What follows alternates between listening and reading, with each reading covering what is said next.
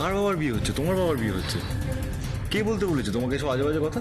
তোমার মনে হয় তোমার মা বেঁচে থাকা সত্ত্বেও আমি আর একটা বিয়ে করবো? তোমার মাকে আমি ছেড়ে দেবো? ছোঁয়া ধারাবাহিকের আজকের পর্ব। ধারাবাহিকের শুরুতেই আমরা দেখতে পাই দীপা পুজোর জন্য নিজের হাতে স্টেজ সাজাচ্ছে। হঠাৎ সে পা স্লিপ করে মই থেকে পড়ে যায়। এরপর রূপা এবং অবিনাশ তাকে অনেক বকাঝকা করতে থাকে। রূপা বলে, কাদের জন্য করছো তুমি এসব? যারা তোমাকে কষ্ট দিচ্ছে তাদের জন্য? তোমার যদি কিছু হয়ে যায় তাহলে কি হবে?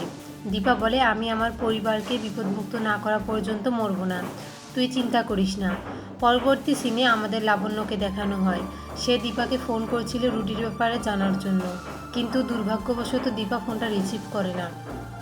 তাই সে বাড়ির ল্যান্ডলাইনে ফোন করার চেষ্টা করে। তখন সেখানে রুডি চলে আসে। রুডিকে দেখে লাবণ্য ফোনটা রেখে দৌড়ে পালিয়ে যায়। অন্যদিকে দীপা ফোনটা রিসিভ করে, কিন্তু কারো কথা শুনতে না পারায় সে চিন্তায় পড়ে যায় যে সেনগুপ্ত বাড়িতে কারো বিপদ হয়েছে কিনা।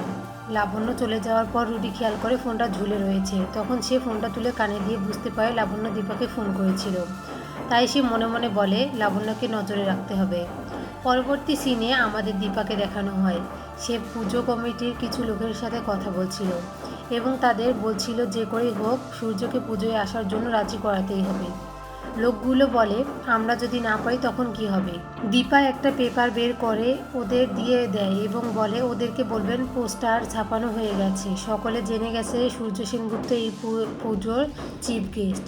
পরবর্তী সিনে আমাদের উর্মিকে দেখানো হয়। সে খাবার বানাচ্ছিল। ঠিক সেই সময় সেখানে কুন্তলা আসে এবং উর্মিকে বলে চারুকে কাজে লাগানোর জন্য। এই প্রথম সূর্য কারোর প্রতি প্রথম রেসপেক্ট দেখাচ্ছে, তাই চারুর সাথে যদি সূর্যের বিয়ে দিয়ে দেয়া যায় তাহলে সব কিছু তোমার হাতেই থাকবে।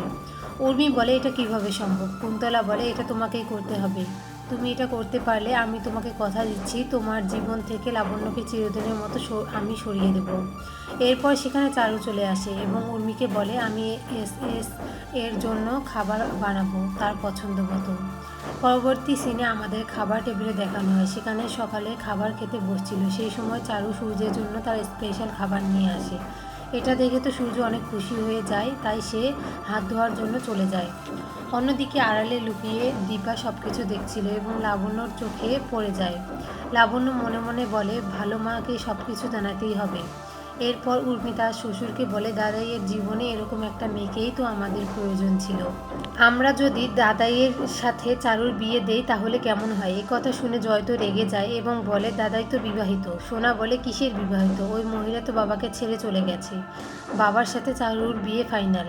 এরপর সেখানে সূর্য আসে এবং এই কথা শুনে সোনার উপরে অনেক রাগারাগি করে।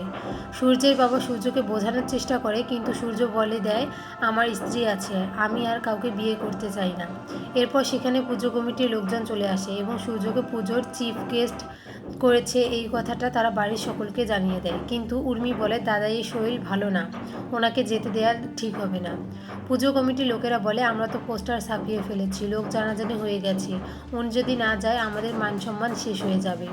প্রবীর বলে, উর্মি সমস্যা নেই, আমরা ওনাদের চিনি, আর পুজোটা তো আমাদের পাড়াই হচ্ছে। এরপর সূর্য লোকগুলোর হাত থেকে পোস্টারটা নিয়ে নিজের ছবিটা দেখে এবং মনে মনে বলে, অনেকদিন পর নিজের ডক্টর সূর্য সেনগুপ্ত নামটা শুনে ভালো লাগছে। এরপর সূর্য লোকগুলোকে বলে দেয়, আমি যাব প্রধান অতিথি হিসেবে।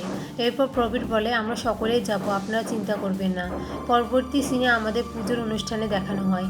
সেখানে দীপা, রূপা এবং কৃষ্ণকে বলে, যা প্ল্যান করা হয়েছিল তোমরা সেই মোতাবেক কাজ করবে। এরপর সেখানে সূর্য এবং তার পরিবারের লোকজনেরা চলে আসে।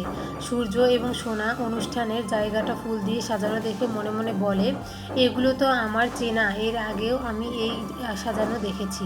সোনা মনে মনে বলে, আমাকে বাবার উপরে নজর রাখতে হবে। পরবর্তী সিনে আমরা দেখতে পাই প্রধান অতিথি হিসেবে সূর্যকে সকলে বরণ করে নিচ্ছে এবং তাকে কিছু বক্তব্য দেওয়ার জন্য স্টেজে রাখা হয়। এরপর সূর্য স্টেজে উঠে যায় এবং নিজের ভুলে যাওয়ার ব্যাপারে সকলকে বলতে থাকে।